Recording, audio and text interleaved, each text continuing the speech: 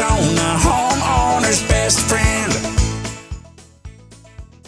We've said this before. I liken this to spring here. I mean, this is really our spring season, and the varieties and the choices of flowering shrubs.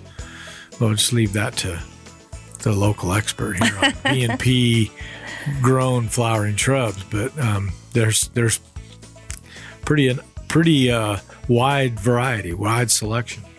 There really is such a wide variety. We're so lucky to have the temperatures that we have here because we can just boast so many. We're lucky from about the end of October. I guess I should have clarified that. At least here during these winter months, like Jay said, we're so lucky. So this is also an opportunity for a lot of the shrubs that we've talked about in the past throughout the year, where you have a lot of these, big, vibrant blooms with the Tacomas and the Bougainvilleas. It's actually an opportunity for some of those shrubs to take a back seat and for us to really be able to look at some other really beautiful flowering shrubs that come alive during this time.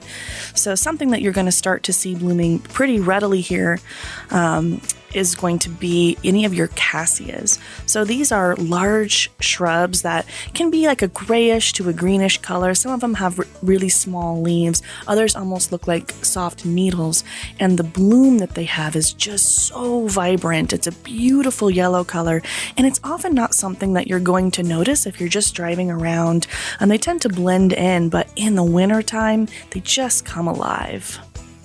Yeah, absolutely. My grandpa, blessed rest of his soul, used to say, we could sell 1 million cassias if they could bloom, more of the year. But when they're in bloom, what he said was they're worth in January and February they're worth $10 a piece, and then the rest of the year you can't give them away. They are great winter bloomers, and that's.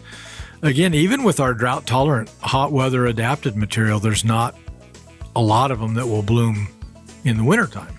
That's very true. They're a good one for giving you a pop in the winter months when maybe the rest of the landscape looks just a little dreary. Yeah, definitely. Other ones that you have that have that same really vibrant yellow color, but a different plant entirely, you're looking at an Encelia. So you'll see these a lot. They have kind of a shrubby, silver, soft leaf to them, and then sprouting up are these beautiful, almost daisy-like colored yellow flowers. And you'll see them all around the valley, and even when it's cold and dreary here, they're blooming and they're beautiful. And they're actually native, so they are native out. A lot of people might know it as brittle bush, but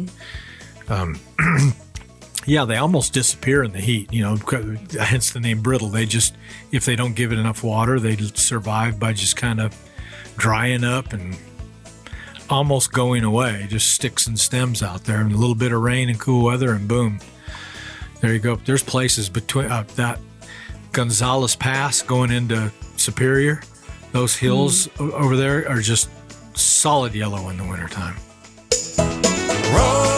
Rosie on the house, every Arizona homeowner's best friend.